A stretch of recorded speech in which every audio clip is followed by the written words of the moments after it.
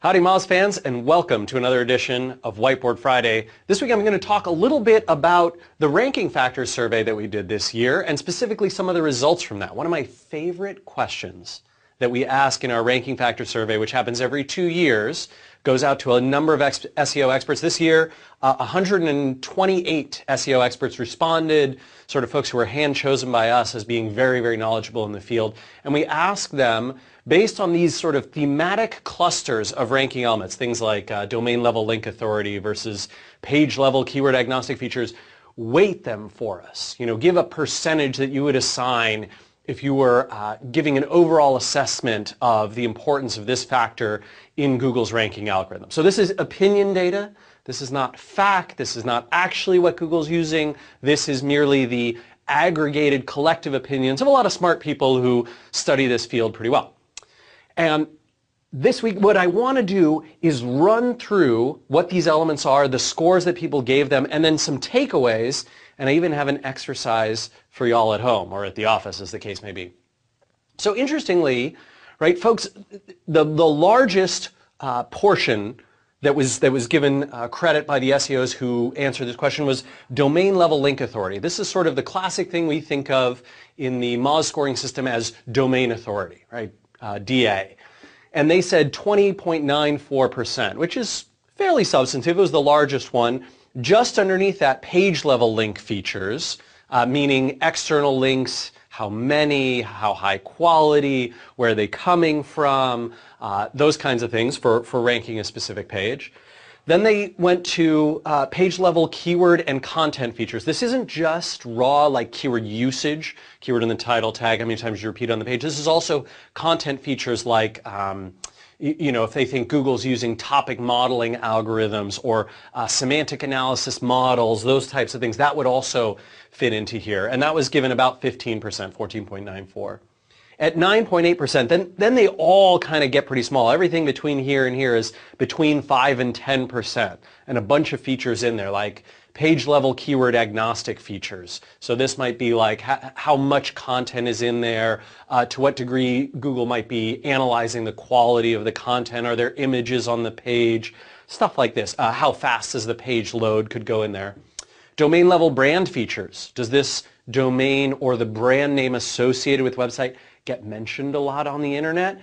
Does the domain itself get, for example, mentioned around the web? Lots of people writing about it and saying, oh, Moz.com, blah, blah, blah, and Moz.com, da, da, da. User usage and traffic or query data. This one's particularly fascinating. Got an 8.06%, which is, smaller, but still sizable. And the interesting thing about this is I think this is something that's been on the rise. In years past, it had always been under 5%, so it's growing. And this is things like, are there lots of people visiting your website? Are people searching for your domain name, for your pages, for your brand name? How are people using the site? Do you have a high bounce rate or a lot of engagement on the site? All that kind of stuff. Social metrics, right? Twitter, Facebook, Google+, etc. Domain-level keyword usage, meaning things like if I'm trying to rank for blue shoes, do I have blue shoes in the domain name like blueshoes.com or blue-shoes.com? This is one that's been declining. And then domain-level keyword agnostic features. This would be things like what's the length of the domain name registration, or how long is the domain name, what's the domain name extension, other features like that that aren't related to the keywords but are related to the domain. So from this picture, I think there's really some interesting takeaways, and I wanted to walk through a few of those that I've seen. And hopefully it's actually helpful to understand the thematic clusters themselves. But number one, what we're seeing year after year after year is complexity increasing. This picture has never gotten simpler any 2 years in a row that we've done this study. It's never that, one factor, it used to be smaller and now it's kind of dominant and it's just one thing, right? Years ago, I bet if we were to run this survey in 2001, it'd be like PageRank, Pac-Man, everything else, little tiny chunk of Pac-Man's mouth. Number two, links are still a big deal. Look here, right? I mean, what we're essentially seeing in this portion here is domain level link authority and page level, link features, all of them, You could sort of think of this as maybe page authority being a proxy for this and domain authority being a proxy for this. That's still a good 40% of how SEOs are perceiving Google's algorithm. So links being a big important portion, but not the overwhelming portion. It has almost always been the case in years past that the link features when combined were 50%. So we're seeing that they're a big deal both on the page and domain level, just not as big, as overwhelming as they used to be. And I think this is reflected in people's attitudes towards link acquisition, which is, hey, that's still a really important practice. That's still something I'm looking forward to and trying to accomplish. Number 3, brand-related and brand-driven metrics are on the rise. Take a look. Domain-level brand features and user usage or traffic query data, this is comprising a percentage that actually in some exceeds page-level keyword content and features. And this is really kind of the branding world happening right here. So if you're not building a brand on the web, that could be seriously hurting your SEO, maybe to the same degree that not doing on-page optimization is. And actually, that would be a conclusion that I personally would agree with as well. Number 4, social still perceived to have a minor impact, despite some metrics to the contrary, right? So social, you can see up here, 7.24%, which is reasonably small, the third smallest factor that was on there. And yet, when we look at how do social metrics correlate with things that rank highly versus things that rank poorly, we're seeing very high numbers that in many cases exceed or equal the link metrics that we look at.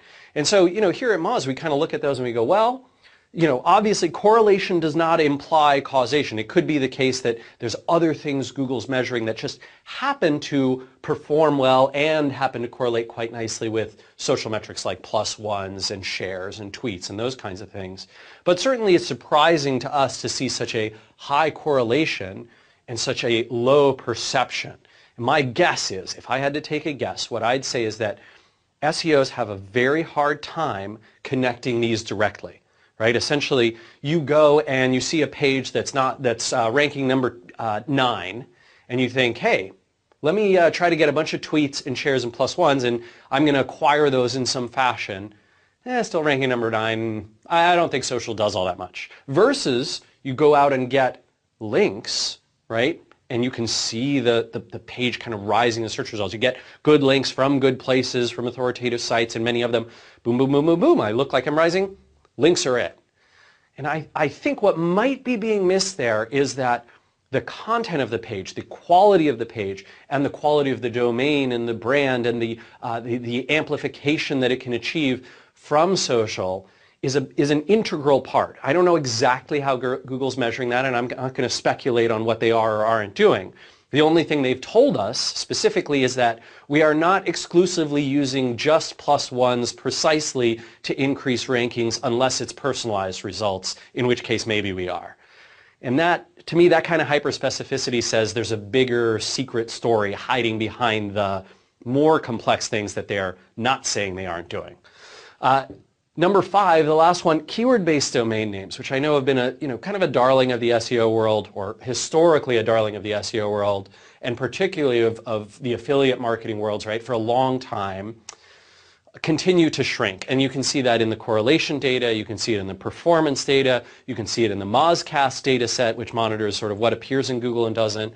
And our experience reinforces that. So remember, Moz switched from the domain name SEO Moz, which had the keyword SEO right in there, to the Moz domain name not very long ago. And we did see kind of a rankings dive for a little while, and now almost all of those numbers are right back up where they were. So I think that's a successful domain shift, and I give huge credit to folks like Ruth Burr and Cyrus Shepard who worked so hard and so long on making that happen, Casey Henry too. But I think there's also a story to be told there that having SEO in the domain name might not have been the source of as many rankings for SEO-related terms as we may have perceived it to be. And I think that's fascinating as well. My recommendation, my suggestion to all of you, if you get the chance, try this. Go grab your SEO team or your SEO colleagues, buddies, friends in the field. Sit down in a room with a whiteboard or with some pen and paper. Don't take a laptop in. Don't use your phones. List out these features and go do this yourself. go try making these percentages for what you think the algorithm actually looks like, what your team thinks the algorithm looks like, and then compare. What is it that's the difference between kind of the aggregate of these numbers and the perception that you have personally or you have as a team? I think that it can be a wonderful exercise. It can really open up a great dialogue about why these things are happening. I think it's some fun homework if you get a chance over the next week. Until then, see you next week. Take care.